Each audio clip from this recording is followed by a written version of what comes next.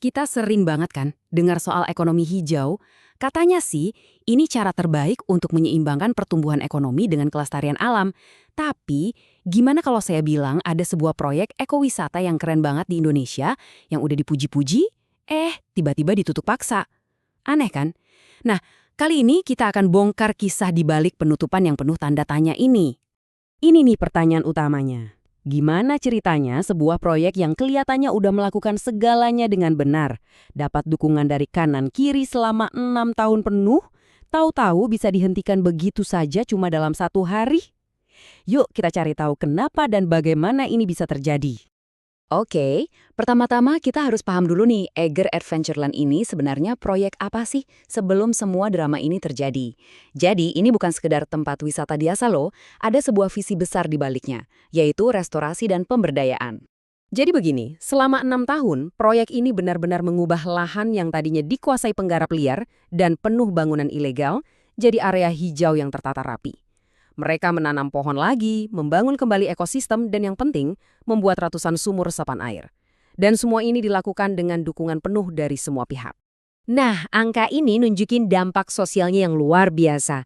Proyek ini bukan cuma soal lingkungan, tapi juga soal memberikan pekerjaan yang stabil dengan gaji di atas upah minimum untuk masyarakat sekitar. Bayangin, 2/3 dari semua pekerjaannya itu warga lokal. Ini kan model pemberdayaan komunitas yang nyata banget. Semuanya kelihatan berjalan mulus kan?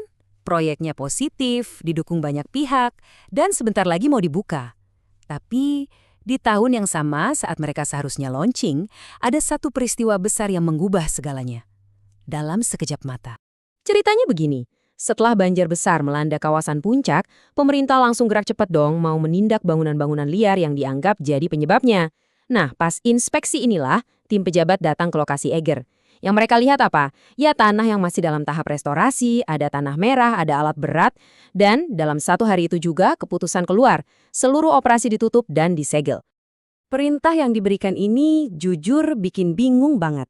Proyek ini diminta untuk membongkar semua yang telah dibangun dan mengembalikan lahan ke kondisi semula. Ironisnya, kondisi semula itu ya lahan yang gundul dan dikuasai oleh penggarap liar. Justru, itulah kondisi yang mau mereka perbaiki dari awal. Aneh kan? Oke, jadi pertanyaannya, apa alasan resminya? Kok bisa ada perintah sedrastis itu? Ternyata, semuanya mengerucut pada 2 tuduhan utama yang sangat serius. Pertama, mereka dituduh melanggar izin pembangunan. Kedua, dan ini yang paling berat, proyek ini dianggap sebagai salah satu penyebab utama bencana banjir yang baru saja terjadi. Wah, ini tuduhan yang berat banget kan? Bisa kena masalah hukum, reputasi juga bisa hancur. Tapi, apa benar tuduhan-tuduhan itu sesuai dengan fakta? Nah, sekarang kita masuk ke bagian investigasinya. Mari kita cek datanya bareng-bareng. Oke, cek fakta nomor 1, pelanggaran izin. Katanya mereka membangun di kawasan konservasi secara tidak benar. Ini kan tuduhan yang spesifik ya, jadi kita bisa periksa langsung dengan data yang ada. Nah, lihat data ini. Proyek ini memang beroperasi di dalam zona yang namanya zona pemanfaatan di Taman Nasional. Artinya, ini area yang memang diperuntukkan bagi pembangunan terbatas. Aturannya gimana? Pembangunan diperbolehkan sampai 10% dari total area. Kenyataannya, Eiger hanya membangun di atas 0,5% lahan. 0,5%, jauh di bawah batas legal. Jadi, tuduhan pelanggaran izin kayaknya nggak berdasar ya. Sekarang kita ke tuduhan yang paling merusak, bahwa proyek ini menyebabkan banjir. Nah, untuk memahami ini, kita nggak bisa cuma lihat permukaannya aja. Kita perlu dengarkan apa kata para ahli hidrologi. Menurut para ahli, kesimpulan bahwa proyek ini jadi penyebab banjir itu diambil karena adanya kesalahpahaman mendasar soal geografi dan sistem sungai di wilayah tersebut. Jadi, ini dia poin kuncinya.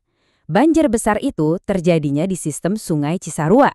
Sistem ini punya daerah aliran sungai atau DAS yang sangat luas dan menampung volume air yang besar. Di sisi lain, proyek Eiger judi berada di DAS yang sama sekali berbeda dan jauh lebih kecil, yaitu DAS Cisukabirus. Keduanya adalah sistem air yang terpisah. Jadi, secara hidrologis, menyalahkan proyek di satu sungai atas banjir yang terjadi di sungai lain itu nggak masuk akal.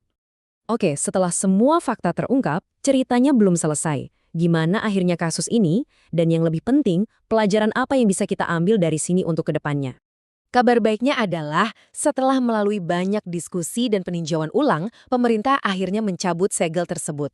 Proyek ini diizinkan untuk dilanjutkan, yang berarti 300 pekerja lokal bisa kembali bekerja dan restorasi lingkungan bisa berlanjut. Syukurlah. Tapi, insiden ini meninggalkan sebuah kesan yang agak ironis dan mengkhawatirkan.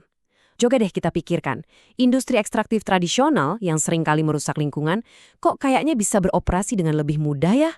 Sementara itu, proyek hijau inovatif yang tujuannya justru memperbaiki lingkungan bisa dihentikan begitu saja karena kesalahpahaman. Ini kan jadi presiden yang kurang baik. Nah, ini yang akhirnya membawa kita ke sebuah pertanyaan besar untuk masa depan. Gimana caranya kita bisa memastikan bahwa proyek-proyek yang jelas-jelas bermanfaat bagi lingkungan, ekonomi, dan masyarakat itu justru didukung, bukannya malah dihambat oleh kesalahpahaman. Kalau proyek percontohan yang melakukan segalanya dengan benar saja bisa menghadapi rintangan sebesar ini, lalu apa harapan bagi masa depan ekonomi hijau di Indonesia?